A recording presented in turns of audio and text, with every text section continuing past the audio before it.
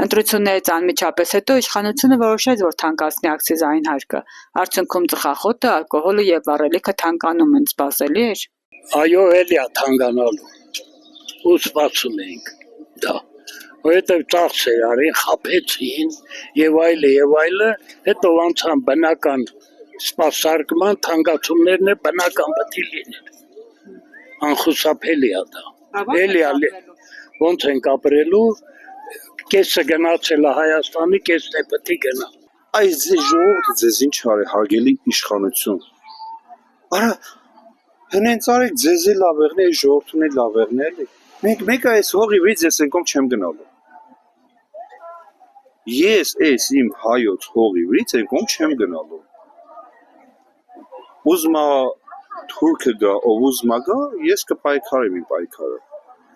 Բայց ենքոմ չեմ գնալու։ Ինչքան ուզում է իրանք վատ թարասնեն, ընտրությունը անցավ,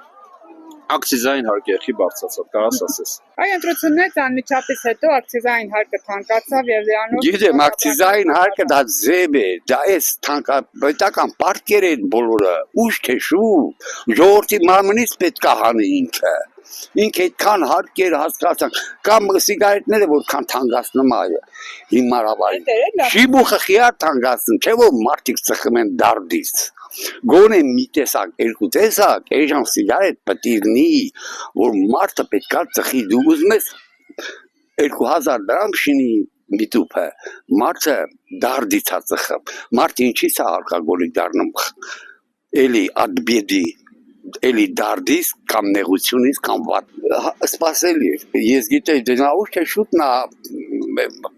օրը գալու է, որ ասենք համաշխարհային բանկը կամ Եվրազիստի բանկերը ասելու նախպերջան դու մենք քեզ տվել ենք այսքան տարով, այսքան տոկոսով բան։ Ինքը գիտես ինչ դեպի կոպիտ բիզնես ան։ 2%-ով համաշխարհային բանկից 1%-ով վերցնում է, ժողովրդի վզին դրան 16-20%։